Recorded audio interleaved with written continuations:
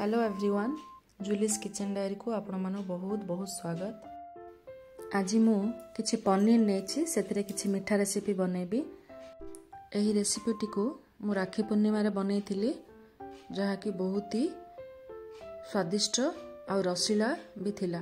एही रेसिपी को आपण भी चाहिले घरे अति सहज रे बनाई परिबे, आ ताहा भी बहुत ही कम सामग्री रे।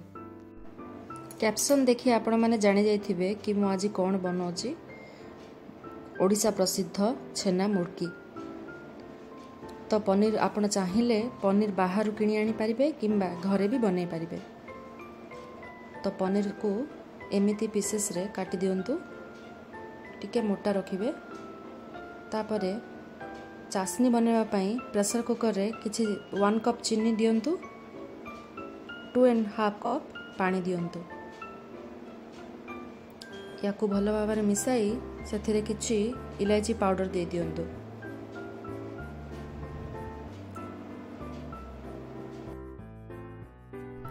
काटी रखिथिबा पनीर को आपण एथिरे मिसाई दियंतु। आस्ते आस्ते मिसाइबे। सब गुड़ाक मिसाई साला परे गोटे हुइसिल आसला पर्यंत कुक करंतु।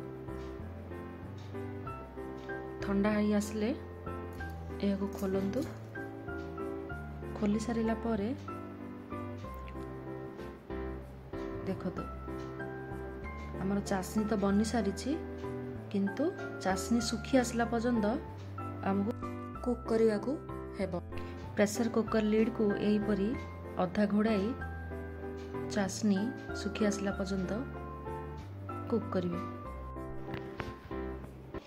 चासनी जदि मोटा हो जाउछि सेतिरे किछि पानी मिसाउथिबे, पुणी कुक करथिबे जे पर्यंत ए कलर को आसी नाही। देखंतु हम पनीर मुड़की प्रस्तुत हो सारिछि, पूरा कारामलाइज हो सारिछि।